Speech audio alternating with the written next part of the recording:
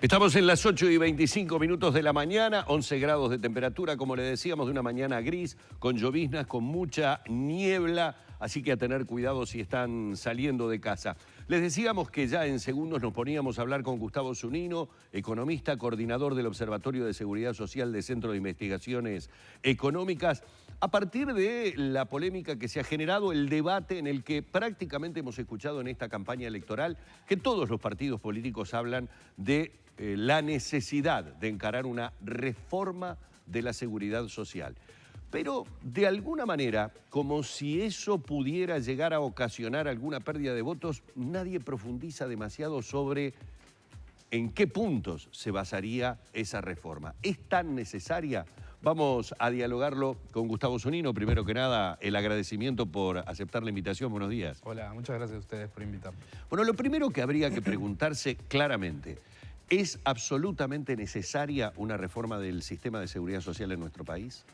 Bueno, en realidad las tendencias de gasto en seguridad social son crecientes, ¿sí? Cuando uno lo ve en una mirada de largo plazo, las presiones demográficas o el proceso de cambio demográfico genera que vaya creciendo cada vez más la cantidad de personas de 65, 64 años o más en relación al resto, y eso genera una presión sobre el gasto de seguridad social. Estas presiones se van a hacer más fuertes sobre el 2040 en adelante, ¿sí? O sea, hay un cierto margen, pero dado que las reformas de seguridad social demoran en hacer efecto, porque cuando uno toma una reforma no empieza a ser válida para las generaciones que están inmediatamente próximas a jubilarse, estamos en una ventana temporal donde sí se hace necesario definir algún tipo de adecuación, sobre todo en el bloque principal, pero entonces, también en los subsistemas. Perdón que te interrumpa. Entonces, ¿es falaz dar buena parte de la discusión del déficit explicado sobre la necesidad de la reforma de la seguridad social? Porque no tiene un efecto inmediato, como lo acabas de decir. Bueno, hay dos temas también, ¿no? En el déficit hay una situación coyuntural donde está, digamos, la situación actual es elevada, y también la seguridad social es una parte importante del gasto público y por lo tanto la misma tendencia de insostenibilidad o tendencia preocupante de crecimiento del gasto que se ve en la seguridad social se puede trasladar a las cuentas públicas. Claro, entonces, con una perspectiva de largo plazo decimos sí, claro, para que no... Te reformulo la pregunta. Reformando la seguridad social en el próximo quinquenio, ¿eso tendría incidencia directa en la disminución del déficit? No, por supuesto que no. Por supuesto que no. O sea, no es para atacar o para no generar un problema en la sostenibilidad fiscal a mediano y largo plazo. La situación coyuntural no tiene que ver con lo que se puede hacer en términos de una reforma de seguridad social actualmente. Probablemente el próximo gobierno tenga el desafío de comenzar a implementar algunas medidas, ¿no? En esa tendencia que tú marcabas. ¿Cuáles serían las primeras recomendables en estas medidas que son antipáticas por donde se las mire, ¿no? Porque seguramente van a cambiar algunos aspectos que hoy están establecidos y que de alguna manera, bueno, perjudican algunas condiciones para algunos uruguayos. Bueno, la decisión sobre qué reformar no es tan fácil porque en parte es un pacto social, ¿no? Cuánto queremos gastar y cuánto no. Yo creo que donde hay que empezar a avanzar es en transparentar cuánto de las jubilaciones y pensiones son realmente una contribución, digamos, la contraparte de una contribución que los activos han realizado a lo largo de su vida y cuánto es una transferencia que se realiza del sector público a las personas en edad avanzada. Hoy por hoy las jubilaciones no son lo que se denomina actuarialmente neutras, es decir, en la gran mayoría de los casos es falaz que uno cobre en la etapa pasiva un equivalente a lo que contribuyó durante su etapa activa. O sea, el cálculo es que uno consume más de lo que aportó. Uno recibe por ingreso de jubilaciones bastante más de lo que aportó durante su vida activa, ¿sí? Dependiendo del caso, en la mayoría pasa esto. En algunos más, en algunos menos. Y en algunas personas con determinadas características de su ingreso, esta transferencia, más allá de las contribuciones, puede tener mucho sentido. En otros casos, es una transferencia que puede no tener sentido, ¿sí? Ahora, Creo que hay que avanzar en transparentar este tipo de cosas, hay que realmente lograr que haya una base sobre jubilaciones que tiendan a tener esta propiedad de actuarialmente neutras y eventualmente justificar o aceptar esas transferencias en donde todo el mundo esté dispuesto a aceptarlas, ¿sí? Ahora, Gustavo, siguiendo ese razonamiento, podría linealmente, y obviamente la pregunta tiene ese contenido, hacer un razonamiento lineal. Bueno, si yo recibo más de lo que aporté, porque efectivamente el tiempo en el que estoy recibiendo mi jubilación, cuando sumo, es más de lo que entregué durante mi periodo de vida activa como trabajador, entonces deberíamos ampliar el periodo en el que se aporta dinero. Para decirlo de otra manera, tendríamos que elevar el tope jubilatorio para que hubiera más aportes y pudiéramos acortarlo, digo, haciendo un razonamiento lineal. Bueno, si no estamos dispuestos a decir estas transferencias quiero sostenerlas, otra alternativa sería decir, bueno, estamos satisfechos con este tipo de transferencias y hay que financiarlas. Impuestos, otro tipo digamos, de asistencia, otro tipo de generación de recursos. Si no estamos dispuestos a aceptar este tipo de transferencias y queremos suavizarlas, si se quiere de algún modo, o aceptar algunas y otras no tanto, o se puede actuar sobre la cantidad de años o se puede actuar sobre las tasas de reemplazo, esto es, con qué Ya hay propuestas sobre eso, sobre achicar la tasa de reemplazo. De hecho, alguna propuesta de candidatos ya anda dando la vuelta. Bueno, sobre todo... Hoy está en 45%. Hoy, en realidad, la tasa de reemplazo no es una tasa fija, ¿sí? Claro, Depende de cada uno de los subsistemas y depende del momento en que me jubilo, la cantidad de años de la persona, la cantidad de años de aporte, ¿sí? Las tasas de reemplazo tienen un problema hoy y es que en general no estimulan el retiro tardío, ¿sí? Si yo voy posponiendo mi retiro, Explicarle a la gente, perdón, qué es la tasa de reemplazo, digamos, para que la gente lo pueda entender. Sí, cuando uno está por jubilarse, se hace un cálculo que se llama sueldo básico jubilatorio, que dependiendo de los subsistemas, en general es los últimos X años o los mejores 20, los últimos 10, pero eso también tiene, digamos, depende de si es el bloque principal, tiene variables. Pero se hace ese cálculo de sueldo básico jubilatorio y después la jubilación se estima en base a un porcentaje de ese sueldo básico jubilatorio, ¿sí? Esa es la tasa de reemplazo. Tanto es tu sueldo básico jubilatorio, con tal porcentaje de ese sueldo te vas a jubilar. Eso si uno va estirando su retiro, digamos, en vez de retirarse a los 62, se retira a los 63, vas ganando puntos de tasa de reemplazo, ¿sí? Pero esos puntos que ganás de tasa de reemplazo no necesariamente compensan el hecho de que vas a cobrar un año menos, ¿sí? Aportaste un año más y vas a cobrar de jubilaciones un año menos. O sea, los escalones de tasa de reemplazo hoy por hoy no son lo suficientemente interesantes como para que la gente pueda decir, me conviene efectivamente... Claro, para decidir postergar el retiro, digamos, claro, ¿no? Trabajo más porque me va a redituar en más dinero, digamos. Porque realmente me genera una diferencia, ¿sí? Porque esa es otra. No necesariamente para que la gente se retire más tarde hay que subir el mínimo jubilatorio, ¿sí?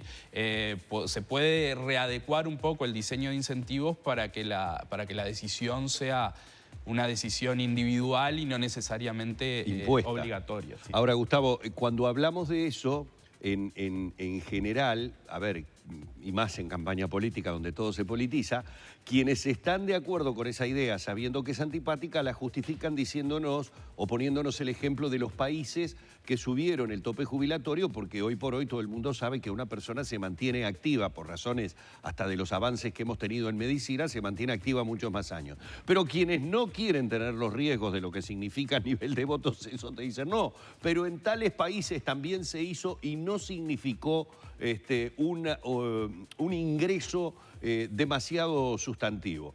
¿Significa o no significa un ingreso sustantivo? Es decir, yo meto el decreto de que a partir de tal fecha el tope jubilatorio sube. ¿Sube el ingreso realmente? Es decir, ¿se da ese equilibrio que uno podría pensar, bueno, si hacen que la gente aporte durante más tiempo, ¿cuánto más dinero ingresa en las arcas del Estado? Bueno, la cuenta no es tan sencilla de hacer, ¿sí? ¿Por qué? Porque en realidad no hay un único causal jubilatorio. Es cierto que la expectativa de vida ha crecido muchísimo en Uruguay y en la mayoría de los países del mundo. Esa creciente expectativa de vida no necesariamente, a pesar de que uno pueda sentirlo, no necesariamente es con calidad de vida lo suficientemente importante para mantenerse activo, ¿sí? En muchos países lo que ha pasado, en muchos países de Europa hay un problema grave, sí, y en Uruguay hay una tendencia creciente del causal jubilatorio por incapacidad, claro, ¿sí? Entonces uno puede subir la edad mínima del causal común, ¿sí?, de la jubilación común, y por otro lado se te empiezan a fugar los jubilados por otro tipo de causales, ¿sí?, en particular el de incapacidad. Hay veces que así, más de los 60 años, no es tan raro tener alguna dolencia, tener algún problema que lleve a que los médicos justifiquen un causal por incapacidad, ¿sí? Entonces, cuánto o no impacta sobre las arcas del Estado va a depender de cuánto realmente ese incremento del mínimo jubilatorio se plasme en un incremento real, ¿sí? Como decimos, países de Europa tienen unas tasas de jubilación por incapacidad que son elevadísimas, y entonces cuando hay que pensar la reforma o adecuaciones al sistema hay que mirarlo en el conjunto de todos los causales, y es un poquito más difícil que pensar solo el causal común, claro, porque tenés muchas fugas. Y en la complejidad que estamos hablando son algunos, o sea, estos son algunos puntos a modificar. ¿Qué otros aspectos habría que modificar en este concierto, digamos? Bueno, yo creo que esto de trabajar o avanzar con transparentar qué queremos financiar, qué no, adaptar o volver las tasas de reemplazo que generen mejores incentivos es lo primero. Una vez que hacemos eso, si vemos que de todas formas, porque decimos, hay muchas transferencias que son, creo, o desde mi punto de vista, totalmente aceptables, ¿sí? Si las contribuciones durante la vida activa no alcanzan, por ejemplo, a generar o a financiar una jubilación mínima, me parece totalmente razonable que se realice una transferencia adicional para... Ese es un pacto social que de alguna manera que se hace, ¿no? Ese es un pacto social y que me parece muy justificable. Entonces hay que ver, una vez que hacemos o que avanzamos en el diseño de las tasas de reemplazo, cuántos es realmente las transferencias que tenemos que financiar, porque puede pasar que solo con las tasas de reemplazo no alcance para evitar la tendencia creciente de transferencias. Ahí hay que actuar o sobre la edad mínima jubilatoria o sobre la cantidad de años mínima a aportar, que podrían ser otros parámetros, ¿sí? Hoy se están jubilando en promedio con 63 años y 38 de aporte. ¿Ese es el promedio aproximadamente? Ese es el promedio aproximadamente, aunque hay algunos problemas de densidad de cotizaciones, ¿sí? Es decir, muchas veces tenemos 38 años de aporte, pero los aportes en las primeras etapas de la vida son inconsistentes. Son medios inconsistentes, pueden ser bajos. Bueno, desde el 96 está, digamos, ya no se hace más por pruebas y demás, digamos, está la carrera funcional, hay datos de efectivamente cuánto se aportó y cuánto no. Claro, antes llevábamos los testigos, ¿no? Antes llevábamos que testificaban que habíamos trabajado, ¿no? Exactamente. Y ahí podía quedar un poco más de duda de cuántos años efectivos se aportaron. Pero sí, esos son más o menos los números promedio, y con esos números promedio sigue habiendo algún problema de tendencia al gasto. ¿Esos números promedio en comparación con otros países? 63 años con 38 aportes, ¿cómo? Porque parece ser bastante, ¿no? Sí, sí, el problema, que en realidad no es un problema, es que la gente también vive bastante. Y en comparación con otros países estamos un poquito por debajo de la OECD, por ejemplo, y en comparación regional estamos muy bien. ¿Qué incidencia tiene? Discutimos muchísimo sobre el tema este año y el año pasado, sobre el tema de las transferencias a la caja militar, ¿no? Que se ponía o se explicaba como buena parte del déficit del DPS, aunque a los directores del DPS no les gusta hablar de déficit, pero digamos, para ponerlo en palabras, de que la caja militar tenía una transferencia muy importante que se hacía y que iba creciente también. ¿Qué incidencia tiene la caja militar en todo el déficit global del BPS? Bueno, digamos, de BPS son como cuentas... Claro, sobre la base además de que se procesó una reforma en este sentido, ¿no? Sí, de nuevo, la reforma que se procesó todavía no va a dar resultados. No está dando resultados en lo inmediato, ¿sí? Va a empezar a regir para dentro de unos cuantos años. El déficit de la caja militar está en unos 500 y algo de millones de dólares, ¿sí? Es decir, no está lejos de un punto del producto, cuando el total de asistencia hoy por hoy ronda a los 2,2 puntos del producto, ¿sí? La caja militar es parte bien importante del déficit agregado de la seguridad social, no de BPS, digamos, porque son sistemas aparte. Sí, sí.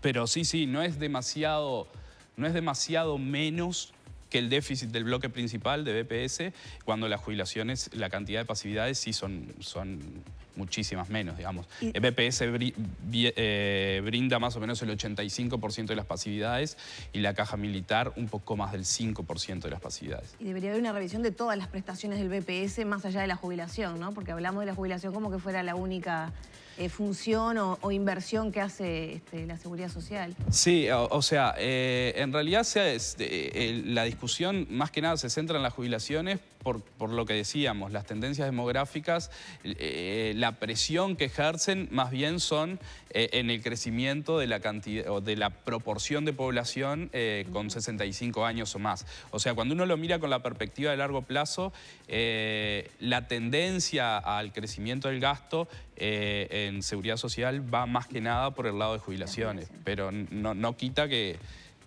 siempre es importante revisar todos los tipos de prestaciones. ¿Aportes variables puede ser una de las alternativas?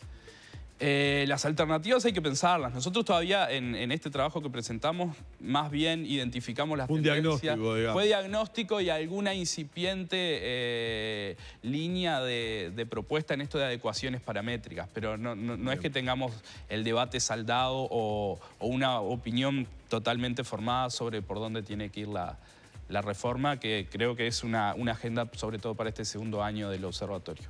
Vamos a agradecerle mucho a Gustavo Zunino, economista coordinador del Observatorio de Seguridad Social del Centro de Investigaciones Económicas. Estos minutos en la mañana de Arriba Gente, muy amable, ¿eh? No, por favor. Gracias. Muchas gracias a ustedes. Cerramos por aquí la entrevista.